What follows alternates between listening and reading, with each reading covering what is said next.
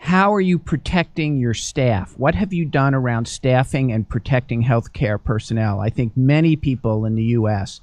have talked about two groups that are critical to think about. That's the frail elderly with comorbid conditions, and it's critical that we maintain safety and health of our healthcare workers. So what have you been doing around staffing and your healthcare workers?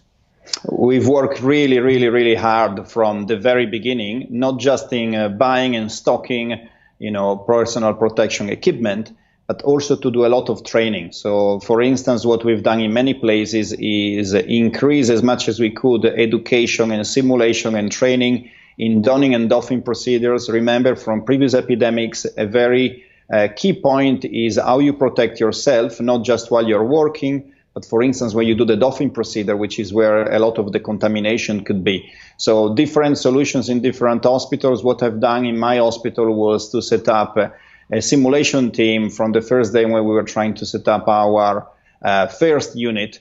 And what we did was train very fast 80 people in working protected, in working in difficult situations that you're not used before.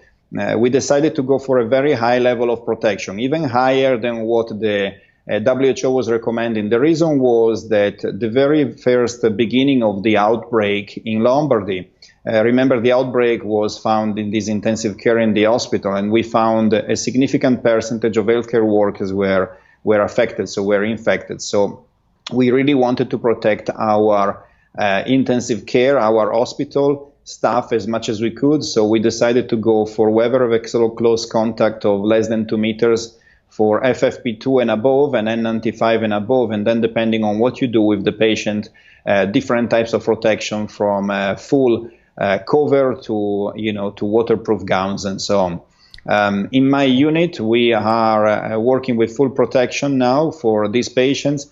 That makes it difficult also to staff because if you could imagine working for 6 hours, it's very difficult to work for more than 6 hours in a shift. With this, you cannot even go and have a rest. You cannot drink. You cannot go to the toilet. So we are basically drinking 1.5 liters of water before dressing up, and then we try to work. And then you stop and you do something else, and somebody else come.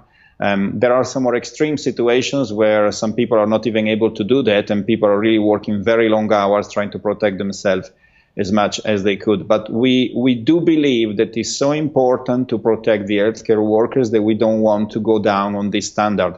We owe it to our healthcare workers, but we owe it also to the patient and to the outbreak. We cannot afford to actually have people in quarantine or to go away from this. So it's a very important topic, and I really would give the message to everyone is you have to start to think now and make sure the training is in place. Stock is not just enough. You need to learn how to work with this protective equipment.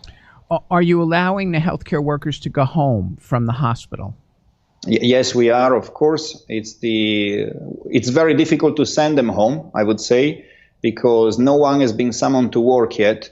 But really the sacrifice that people are seeing is something incredible. We are doing an enormous effort to work, and I would like to say this is not just about intensive care. To save a life of an intensive care patient now is the effort of the whole hospital, of the whole healthcare authorities, of everyone that work in healthcare. Everyone is working beyond what was asked to them, and so we do very long hours to cover the shifts.